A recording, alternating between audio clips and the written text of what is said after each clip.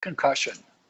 Concussion, there's various types of traumatic brain injury. As the name says, that there's been some sort of trauma, usually a blunt trauma, where someone may hit their head on something, usually in an automobile accident, or they get thrown from a motorcycle.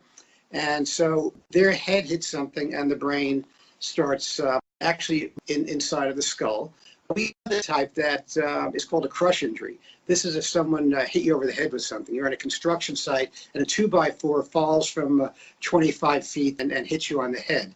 So that's really a moving object hitting a stationary brain. But for the most part, we typically talk about post-concussive phenomenon in the first scenario, where you get the head hitting a stationary object with some force. And so the brain is really the consistency, some people have said, of toothpaste, of Jell-O, of silly putty. In any event, it's a lot less dense than the surrounding skull. So the head stops all of a sudden, but the brain can twist, it can reverberate back and forth. There's a number of things that can happen to it. And if the damage that occurs to the brain is not that great, and typically clinically, we can infer how bad the damage is by the person's cognitive state right after the injury. And we look at a number of things. We look at whether they've lost consciousness. Oftentimes, people will be awake. They may walk and talk, but not remember what's going on. We call that post-traumatic amnesia. We may all be familiar with a football player who doesn't know they're concussed. They throw a touchdown pass and they don't even remember that they did that. That's a unique example because usually when you're concussed, you're not that capable. But we do know that many times people think they're unconscious. They simply don't remember what's going on because the brain gets concussed enough that it stops processing what's going on around them. And so as far as you're concerned, you've lost consciousness, but you just haven't put in that memory. And so we have mild, moderate, and severe traumatic brain injuries. Mild traumatic brain injury, I think, and concussion are usually used synonymously. I don't like the fact they're equated, but nonetheless, when you see those, they're often used synonymously. And to have a mild traumatic brain injury or concussion, we're typically talking about someone who's had relatively minimal alteration of consciousness. And we look at that in terms of if they've lost consciousness, it has to be less than 30 minutes. If they have what we call this post-traumatic amnesia, it has to be less than 24 hours, okay? When you get into the moderate range for loss of consciousness, it could be 30 minutes up to 24 hours, and then severe is over 24 hours, so you've lost consciousness for more than a day. For post-traumatic amnesia, up to 24 hours is mild, 24 hours to a week is moderate, and after a week, that's considered severe. So to make a long story short, too late for that, we're talking about someone who has a loss of consciousness of less than a half hour, and if they have a gap in their memory, it is less than 24 hours.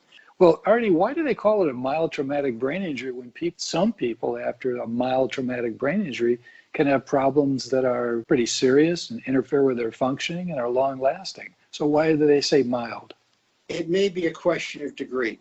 I mean, some people have moderate traumatic brain injuries. Some people have severe traumatic brain injuries that recover pretty well. But the fact of the matter is, when we look at people and we put them into these three different categories, it's more of a continuum than anything else. We find that people who have severe traumatic brain injuries function worse in daily life after the injury than moderate, and even less so mild. It doesn't mean that a mild traumatic brain injury can't have profound effects upon your life, but we call it mild compared to moderate and severe, where you're more likely to have more severe and chronic problems than mild. So the mild has more to do with diagnostic criteria than the severity of the symptoms and problems that follow the injury. One expects for moderate or severe, there may be more severe symptoms over the long term. But again, there's a lot of individual variability. But ultimately, what we're looking at is how a person functions in daily life. And we're trying to look at what the brain is capable of doing after mild traumatic brain injury.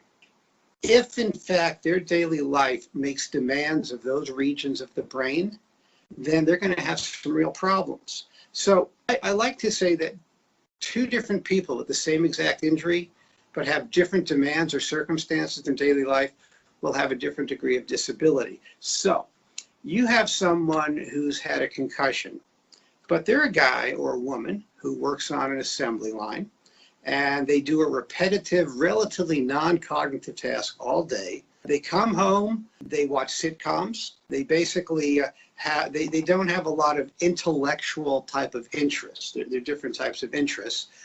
You have that same injury to someone who is their boss in the factory.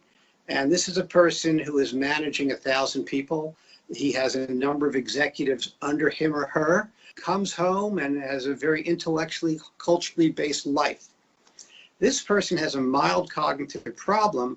This may actually turn out to be something that they can't even work anymore. They can't keep up with their high-level friends. They go home and they try to read and they keep losing their train of thought and they can't keep up with that.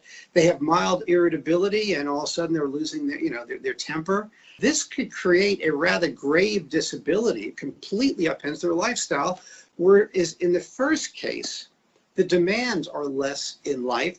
And as a result, you might almost say no harm, no foul. That's not entirely true, because people with mild injuries who don't have great demands in their life, let's just say they're young, they may have a hard time working up the corporate ladder, because the higher you work up, or a kid who may be doing okay in 5th grade, by the time in high school, the intellectual and academic demands are much greater. So all of a sudden, they begin to show greater disability as the demands in the real world grow. So you're less likely to show problems with mild compared to moderate. Moderate, you're likely to show it more readily across circumstances, and certainly severe, that would be even more the case. But you're not free from problems. So when you have impairments, you don't necessarily have disability unless there's an intersection with a demand for that impairment. Gotcha. So you're saying, Arnie, that similar impact can cause different results because of different cognitive demands. Are there other factors that can lead to different results and different problems? I think in some respects, they tend to bear on some of the same issues. So for example, we know that people have a good supportive family, right? People have good insurance, right? They can afford treatment. Those sorts of things may actually lessen the demands on them. There may be a family who is very sophisticated, they're involved in treatment, and they don't necessarily label the person's changed behavior in a way that may complicate things with anxiety and depression and family stress. We also need to take the person not just from a cognitive perspective, but how they were doing emotionally and personality and intellectually. Someone with greater resources intellectually or emotionally, greater resilience, is likely to cope better. Sometimes people are very successful because they're very hard driving. They're very perfectionistic. They have a very good work ethic, and they succeed well in life. Unfortunately, that may be a double-edged sword, because they may tolerate errors in themselves far less graciously than someone else who says, oh, well. So one's personality, one's environment, one's resiliencies, in addition to the demands of the environment and the cognitive problems, all of those figure into prognosis. I hope you liked this video, and please let me know in the comments what questions you have and what other topics you'd like me to discuss.